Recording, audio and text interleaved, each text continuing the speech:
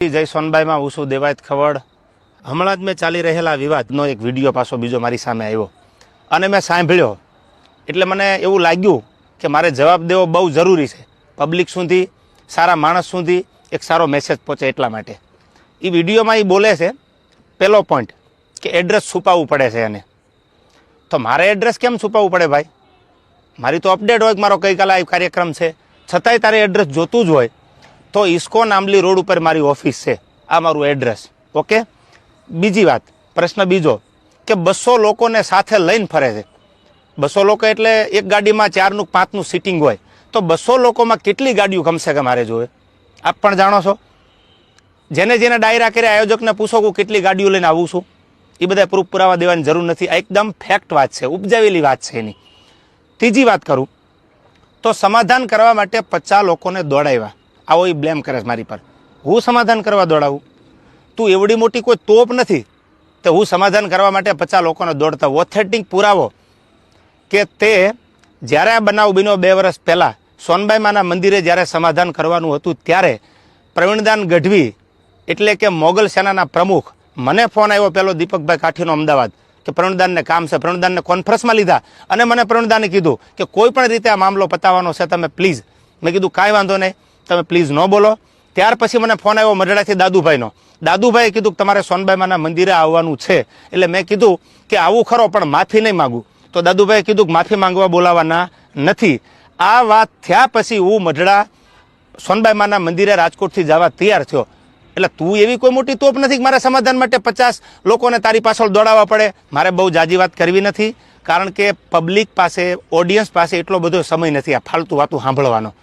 પણ મારે પ્રૂફ આપવું એ મારા માટે અગત્યનું જરૂર લાગ્યું। મારો કિંમતી સમય સાહિત્યમાં મારા જે પ્રેક્ષકો છે એને સારી વાતું સંભળાવવામાં કે સાહિત્યની 2 વાતું નવી આપવામાં છે। એટલે મને આ બધી ફાલતુ વાતોમાં એટલો બધો ઇન્ટરેસ્ટ નથી। રહી વાત બીજી સંસ્કારની, તો સંસ્કારની વાત રહેવા દે ભાઈ। બધાના સંસ્કારની બધાને ખબર છે। જે મુઠ્ઠી બાંધેલી છે એને ઉઘાડી ન કર, ઉઘાડી હવા ખાય। એટલે આ બધી વાત છોડી દે। અને રહી વાત છેલ્લી મોરાની, તો તને સ્ટેજ પરથી પણ કીધું હતું કે જેદી મજા આવે ત્યારે મોરે મોરો દેવાની તારી તૈયારી છે, એથી જ આજે મારી તૈયારી છે। પહેલ તે કરી છે એટલે હું તારી રાહ જોઉં છું। સમાધાન પછી સ્થિર પાણીમાં કાંકરીનો ઘા તે કર્યો છે તો હું તારી રાહ જોઉં છું। આઈ એમ વેઇટિંગ ફોર યુ। કોઈ લાંબી ચર્ચા કરવાની જરૂર નથી। મેં આની પહેલાંય કીધું હતું ને, હજી કહું છું, ડાયલોગબાજી બંધ કરી દે।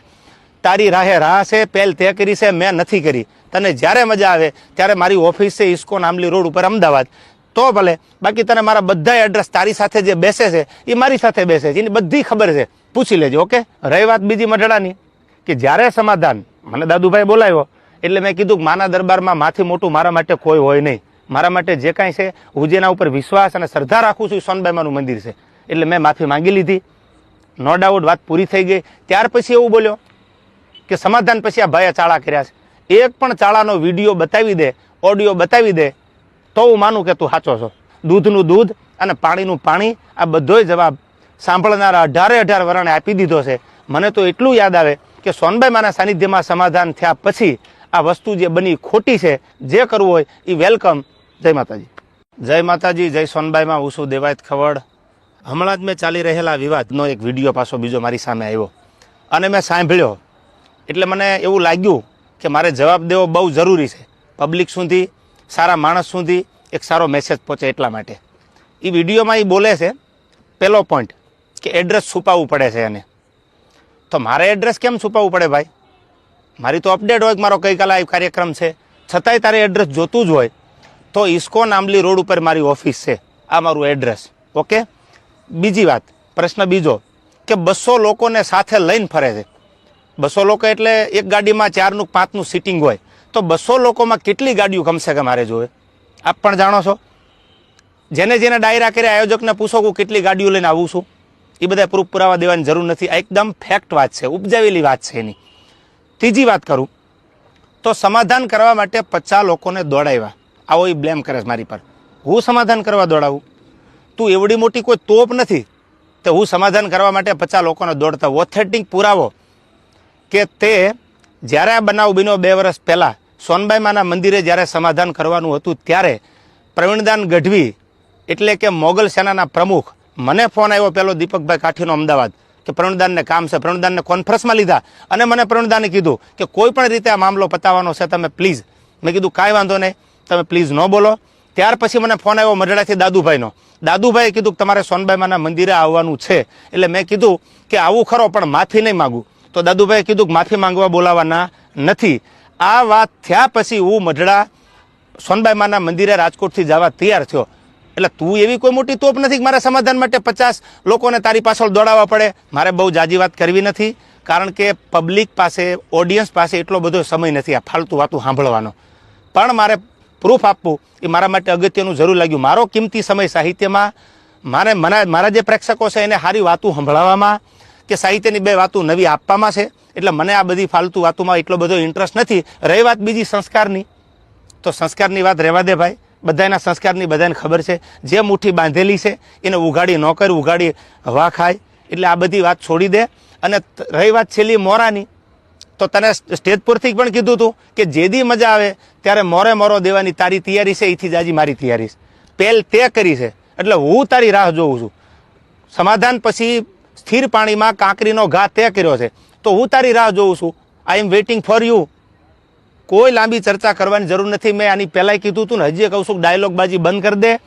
તારી રાહે રાહ છે, પહેલ તે કરી છે, મેં નથી કરી. તને જ્યારે મજા આવે ત્યારે મારી ઓફિસ છે ઇસ્કોન આંબલી રોડ ઉપર અમદાવાદ, તો ભલે. બાકી તને મારા બધા એડ્રેસ, તારી સાથે જે બેસે છે એ મારી સાથે બેસે છે, એની બધી ખબર છે, પૂછી લેજો. ઓકે. રહી વાત બીજી મઢડાની, કે જ્યારે સમાધાન મને દાદુભાઈ બોલાવ્યો એટલે મેં કીધું કે માના દરબારમાં માથી મોટું મારા માટે કોઈ હોય નહીં. મારા માટે જે કાંઈ છે, હું જેના ઉપર વિશ્વાસ અને શ્રદ્ધા રાખું છું એ સોનબાઈમાનું મંદિર છે. એટલે મેં માફી માંગી લીધી.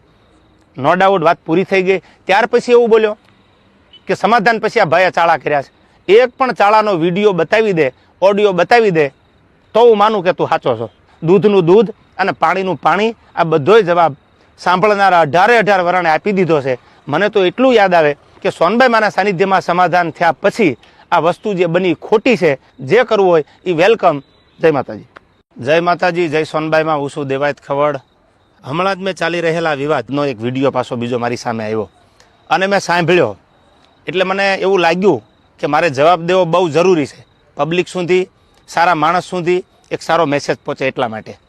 એ વિડીયોમાં એ બોલે છે, પહેલો પોઈન્ટ, કે એડ્રેસ છુપાવવું પડે છે એને. તો મારે એડ્રેસ કેમ છુપાવવું પડે ભાઈ? મારી તો અપડેટ હોય કે મારો ગઈકાલે આ કાર્યક્રમ છે, છતાંય તારે એડ્રેસ જોતું જ હોય તો ઇસ્કોન આંબલી રોડ ઉપર મારી ઓફિસ છે, આ મારું એડ્રેસ. ઓકે. બીજી વાત, પ્રશ્ન બીજો, કે 200 લોકોને સાથે લઈને ફરે છે. 200 લોકો એટલે એક ગાડીમાં 4નું 5નું સીટિંગ હોય, તો 200 લોકોમાં કેટલી ગાડીઓ કમસે કમ મારે જોવે? આપ પણ જાણો છો. જેને ડાયરા કરે આયોજકને પૂછો કે કેટલી ગાડીઓ લઈને આવું છું, એ બધા પ્રૂફ પુરાવા દેવાની જરૂર નથી. આ એકદમ ફેક્ટ વાત છે, ઉપજાવેલી વાત છે એની. ત્રીજી વાત કરું તો સમાધાન કરવા માટે 50 લોકોને દોડાવ્યા. આવો એ બ્લેમ કરે છે મારી પર. હું સમાધાન કરવા દોડાવું? તું એવડી મોટી કોઈ તોપ નથી તો હું સમાધાન કરવા માટે 50 લોકોને દોડતા. ઓથેન્ટિક પુરાવો કે તે જ્યારે આ બનાવ બન્યો 2 વર્ષ પહેલાં સોનબાઈમાના મંદિરે જ્યારે સમાધાન કરવાનું હતું, ત્યારે પ્રવીણદાન ગઢવી એટલે કે મોગલ સેનાના પ્રમુખ, મને ફોન આવ્યો પેલો દીપકભાઈ કાઠીનો અમદાવાદ, કે પ્રણદાનને કામ છે, પ્રણદાનને કોન્ફરન્સમાં લીધા અને મને પ્રણદાને કીધું કે કોઈ પણ રીતે આ મામલો પતાવવાનો છે, તમે પ્લીઝ. મેં કીધું કાંઈ વાંધો નહીં, તમે પ્લીઝ ન બોલો. ત્યાર પછી મને ફોન આવ્યો મઢડાથી દાદુભાઈનો. દાદુભાઈએ કીધું કે તમારે સોનબાઈમાના મંદિરે આવવાનું છે. એટલે મેં કીધું કે આવું ખરો, પણ માફી નહીં માગું. તો દાદુભાઈએ કીધું કે માફી માંગવા બોલાવવાના નથી. આ વાત થયા પછી હું મઢડા સોનબાઈમાના મંદિરે રાજકોટથી જવા તૈયાર થયો.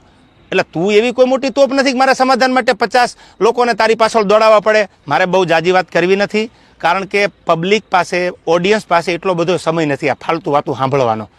પણ મારે પ્રૂફ આપવું એ મારા માટે અગત્યનું જરૂર લાગ્યું. મારો કિંમતી સમય સાહિત્યમાં, મારા જે પ્રેક્ષકો છે એને સારી વાતું સંભળાવવામાં કે સાહિત્યની 2 વાતું નવી આપવામાં છે. એટલે મને આ બધી ફાલતુ વાતોમાં એટલો બધો ઇન્ટરેસ્ટ નથી. રહી વાત બીજી સંસ્કારની, તો સંસ્કારની વાત રહેવા દે ભાઈ. બધાના સંસ્કારની બધાને ખબર છે. જે મુઠ્ઠી બાંધેલી છે એને ઉઘાડી ન કર, ઉઘાડી હવા ખાય.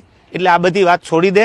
અને રહી વાત છેલ્લી મોરાની, તો તને સ્ટેજ પરથી પણ કીધું હતું કે જેદી મજા આવે ત્યારે મોરો દેવાની તારી તૈયારી છે, એથી જાજી મારી તૈયારી છે. પહેલ તે કરી છે, એટલે હું તારી રાહ જોઉં છું. સમાધાન પછી સ્થિર પાણીમાં કાંકરીનો ઘા તે કર્યો છે, તો હું તારી રાહ જોઉં છું. આઈ એમ વેઇટિંગ ફોર યુ. કોઈ લાંબી ચર્ચા કરવાની જરૂર નથી. મેં આની પહેલાંય કીધું હતું ને, હજી કહું છું, ડાયલોગબાજી બંધ કરી દે. તારી રાહે રાહ છે, પહેલ તે કરી છે, મેં નથી કરી. તને જ્યારે મજા આવે ત્યારે મારી ઓફિસ છે ઇસ્કોન આંબલી રોડ ઉપર અમદાવાદ, તો ભલે. બાકી તને મારા બધા એડ્રેસ તારી સાથે જે બેસે છે એ મારી સાથે બેસે છે, એની બધી ખબર છે, પૂછી લેજો. ઓકે. રહી વાત બીજી મઢડાની, કે જ્યારે સમાધાન મને દાદુભાઈ બોલાવ્યો એટલે મેં કીધું કે માના દરબારમાં માથી મોટું મારા માટે કોઈ હોય નહીં. મારા માટે જે કાંઈ છે, હું જેના ઉપર વિશ્વાસ અને શ્રદ્ધા રાખું છું એ સોનબાઈમાનું મંદિર છે. એટલે મેં માફી માંગી લીધી. નો ડાઉટ વાત પૂરી થઈ ગઈ. ત્યાર પછી એવું બોલ્યો કે સમાધાન પછી આ ભાઈએ ચાળા કર્યા છે. એક પણ ચાળાનો વિડીયો બતાવી દે, ઓડિયો બતાવી દે, તો હું માનું કે તું સાચો છો. દૂધનું દૂધ અને પાણીનું પાણી, આ બધોય જવાબ સાંભળનારા 18 વરાણે આપી દીધો છે. મને તો એટલું યાદ આવે કે સોનબાઈ માના સાનિધ્યમાં સમાધાન થયા પછી આ વસ્તુ જે બની ખોટી છે,